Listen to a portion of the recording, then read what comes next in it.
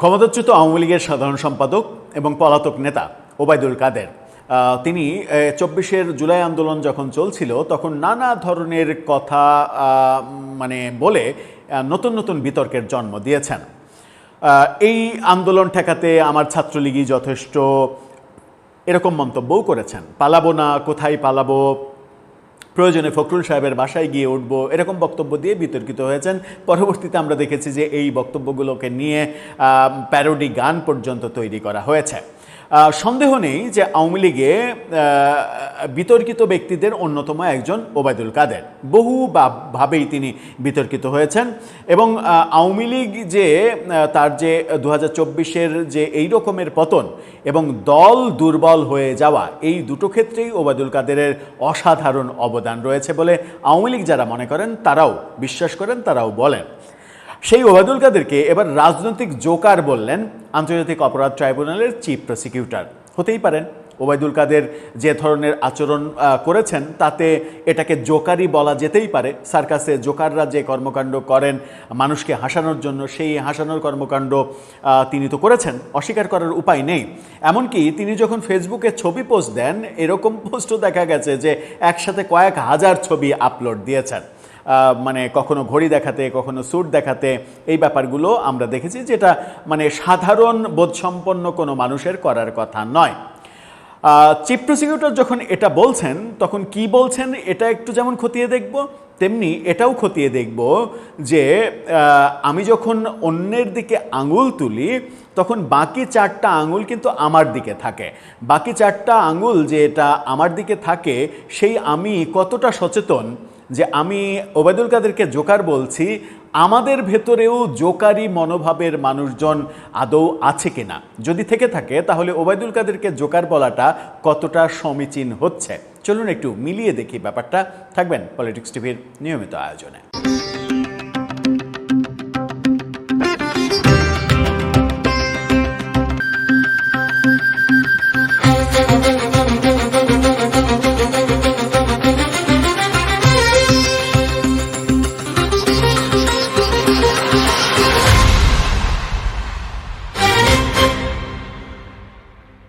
দর্শক, বলছিলাম চিফ প্রসিকিউটরের কথা। তিনি যে কথাটা বলেছেন এক অর্থে সত্য কথা বলেছেন। এই সত্যের ব্যাপারে আমার কোনো দ্বিমত নেই, কিন্তু আমার নিরপেক্ষ জায়গা থেকে কয়েকটা অপশন নিয়ে আলোচনা রয়েছে এবং প্রশ্ন রয়েছে চিফ প্রসিকিউটরের কাছে। তিনি কি বলছেন একটু চলুন যুগান্তরের এই রিপোর্টটা দেখে নিই। ওবায়দুল কাদেরকে রাজনৈতিক জোকার বললেন চিফ প্রসিকিউটর। কি বলছেন একটু ডিটেলস জানি, তারপরে আলোচনা করি। জুলাই আন্দোলনে মানবতাবিরোধী অপরাধের মামলায় যুক্তিতর্ক উপস্থাপন শেষে 7 জন নেতার শাস্তির জন্য এখন অপেক্ষা। ট্রাইব্যুনাল 2-এ যে কোনো মুহূর্তে রায় ঘোষণা হবে, সেই ব্যাপারে যুক্তিতর্ক সব শেষ হয়েছে। এ প্রসঙ্গে চিফ প্রসিকিউটর আমিনুল ইসলাম সাংবাদিকদের বলেন, আওয়ামী লীগ যখনই রাষ্ট্র ক্ষমতায় ছিল তখনই নিজেদের প্রথম শ্রেণীর এবং অন্যদের দ্বিতীয় শ্রেণীর নাগরিক ভাবত। এটা শুধু আওয়ামী লীগ না, যে যখন রাষ্ট্র ক্ষমতায় ছিল তারাই এটা ভেবেছে। এটাতে শুধুমাত্র আওয়ামী লীগকে দোষ দেওয়ার কোনো উপায় নেই, এটাই বাংলাদেশের রাজনীতি। এছাড়া দেশের ইতিহাসে একজন রাজনৈতিক জোকার বা পলিটিক্যাল ক্লাউন হলেন দলটির সাধারণ সম্পাদক ওবায়দুল কাদের। এক অর্থে এটা ঠিক, কারণ তার বিভিন্ন সময়ে কথাবার্তা কোনো রাজনৈতিক নেতা সুলভ বক্তব্য নয়। তিনি আরও বলেন যে একজন টিকটকার হিসেবে তাকে সবাই অভিহিত করেন, তার বক্তব্যকে টিকটকাররা ব্যবহার করেন। তার এই দায়িত্ব জ্ঞানহীন বক্তব্য কর্মকাণ্ডের কারণে জুলাই আন্দোলনে 1400 মানুষ শহীদ হয়েছেন, আহত হয়েছেন আরও বহু মানুষ। এই মামলায় ওবায়দুল কাদেরের সহযোগী অন্য আসামিদের প্রসঙ্গে তিনি বলছেন তারাও একই রকমের কাণ্ড জ্ঞানহীন। ওই আলোচনায় যেতে চায় না। ওবায়দুল কাদেরকে তিনি পলিটিক্যাল ক্লাউন বললেন, রাজনৈতিক জোকার। কখনো কখনো এটা সত্য, বেশিরভাগ ক্ষেত্রেই এটা সত্য। এখন প্রশ্ন হচ্ছে, ওই যে বললাম যে একটা আঙ্গুল আপনি ওবায়দুল কাদেরের দিকে তুললেন, বাকি 4টা আঙ্গুল আপনাকে কোনো প্রশ্ন করছে কিনা, এটাকে একটু ভেবে দেখা যায়। কেন বলছে এই কথা? যখন আমরা আমিনুল ইসলামের এই কথা শুনছি, তিনি তো বিএনপির আইনজীবী, বিএনপিপন্থী মানুষ। তো তার দলে ওবায়দুল কাদেরের মতো এই ধরনের হাস্যকর কথাবার্তা বলার কি লোক নেই? কিংবা জামাতে কিংবা এনসিপিতে লোক নেই? আমরা এনসিপির ব্যাপারে যদি আলোচনা করি তাহলে তো নাহিদ ইসলাম বাদ দিয়ে প্রায় সবাই এক একটা পলিটিক্যাল ক্লাউন বলা যায়। যদি ওবায়দুল কাদেরকে ওই বেফাস কথাবার্তা বলার জন্য পলিটিক্যাল ক্লাউন আপনি সংজ্ঞা দিতে চান।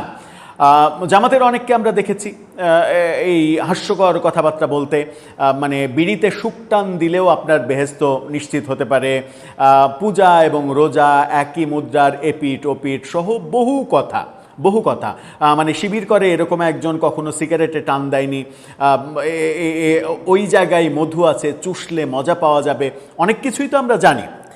বিএনপির ব্যাপারে যদি আসি তাহলে আমি নাম মেনশন করতে চাই না, যেমন মানে এনসিপি জামাতের বেলাতেও আমি নাম মেনশন করিনি, বিএনপির বেলাতে নাম মেনশন না করে কয়েকটা কথা বলতে চাই। কিংবা আমি যদি বলি যে মানে এবি পার্টির কথা, 16ই ডিসেম্বর বিজয় দিবস মানি না, জামাতের একজন ব্যারিস্টার 26শে মার্চ স্বাধীনতা দিবস মানি না, জাতীয় সঙ্গীত মানি না, এই ব্যাপারগুলো তো আছে, এগুলো তো পলিটিক্যাল ক্লাউনদেরই কাজ। এখন বিএনপির বেলাতে যদি আসি তাহলে বিএনপির এক নেতা কদিন আগেই তো বললেন যে আওয়ামী লীগ করে দেশের সব থেকে নিকৃষ্ট মানুষগুলো। আবার সেই নেতা আমরা জানি যে শেখ পরিবারের প্রভাবশালী একজন তার আপন বেয়ায়, তাদের ছেলে মেয়েদের মধ্যে বিয়ে হয়েছে। শেখ পরিবারের সর্বোচ্চ পর্যায়ের একজন, মানে শেখ হাসিনার পরে এই মুহূর্তে জীবিত যাকে ভাবা হয় গুরুত্বপূর্ণ, তিনি তার আপন বেয়ায়। তিনি বলছেন যে নিকৃষ্ট মানুষগুলো আওয়ামী লীগ করে এবং শেখ পরিবারের প্রভাবশালী সদস্যকে তিনি ঘরের আত্মীয় বানান। আমরা দেখেছি যে একজন নেতা বলছেন যে মুক্তিযুদ্ধে শেখ হাসিনা এবং তার পরিবারের, তার এবং তার পিতার কোনো অবদান নেই। এগুলো কি মানে সুস্থ পলিটিক্যাল ব্যক্তির কথা? তা তো নয়। এছাড়া এরকম বহু কথা তো আমরা জানি যেগুলো রাজনীতি যারা করেন রাজনীতির মাঠে বলে থাকেন। সুতরাং আপনি নির্দিষ্ট বাংলাদেশের রাজনীতিতে নির্দিষ্ট ওবায়দুল কাদেরকে পলিটিক্যাল ক্লাউন বলার স্কোপ আপনার কিন্তু নেই। এই জোকারই বাংলাদেশের রাজনীতিতে প্রায় সব দলের কোনো না কোনো নেতা কিংবা কিছু নেতা এটা প্রতিনিয়ত করে থাকেন এবং এ কারণেই বাংলাদেশের রাজনৈতিক সংস্কৃতিটা অনেক বেশি নষ্ট হয়েছে। ওবায়দুল কাদের যেমন বলেছিলেন, পালাবো না, কেন পালাবো, প্রয়োজনে মির্জা ফখরুল সাহেবের বাসায় গিয়ে উঠব, এই বক্তব্য দিয়েছিলেন, তো প্রচণ্ড হাস্যকর। এবং এটা যদি হাস্যকর হয়, এটা তো অবশ্যই, যদি বলে ব্যাপারটাকে হালকা করতে চাই না, এটা অবশ্যই হাস্যকর ব্যাপার, তাহলে মানে নিকৃষ্ট মানুষগুলো আওয়ামী লীগ করে এই ব্যক্তির যখন বিআই হন শেখ পরিবারের প্রভাবশালী একজন নেতা, তখন সেটাকে কি হাস্যকর বলা যায়? কিংবা মানে শেখ হাসিনা এবং তার পরিবারের, তার বাবার মুক্তিযুদ্ধে কোনো অবদান নেই, এই কথাটাকে কি আমরা সুস্থ কথা বলতে পারি? সুতরাং আমার মনে হয় যে সকলে মিলেই একবার ভাবা উচিত যে আমরা সবাই মিলে সব দলের কেউ এই জোকারি অনর্গল করে যাচ্ছি কিনা। সুতরাং একজনকে জোকার বলার কোনো অপশন নেই। বাংলাদেশের রাজনীতিতে বহু জোকারের জন্ম হয়েছে। এই জোকারিগুলো বন্ধ না হওয়া পর্যন্ত বাংলাদেশের রাজনৈতিক সংস্কৃতি কখনোই ঠিক হবে না। জোকারি যেমন বন্ধ করতে হবে, তেমনি রাজনৈতিক অধ্যত্বও বন্ধ করতে হবে, যেন এই দেশে কেউ দাঁড়িয়ে কোথাও প্রকাশ্যে বলতে না পারে 16ই ডিসেম্বর বিজয় দিবস আমি মানি না। তাকে সাথে সাথে গ্রেপ্তার করে রাষ্ট্রদ্রোহ মামলায় দ্রুত বিচার আইনে 1 মাসের মধ্যে তাকে যদি ঝুলিয়ে দিতে না পারে রাষ্ট্র, তাহলে এই ক্লাউনদের আমরা প্রতিনিয়ত এই সমাজে বেড়ে উঠতে দেখব। দর্শক, আপনার মতামত এই ব্যাপারে জানিয়ে লিখতে পারেন আমাদের কমেন্ট বক্সে।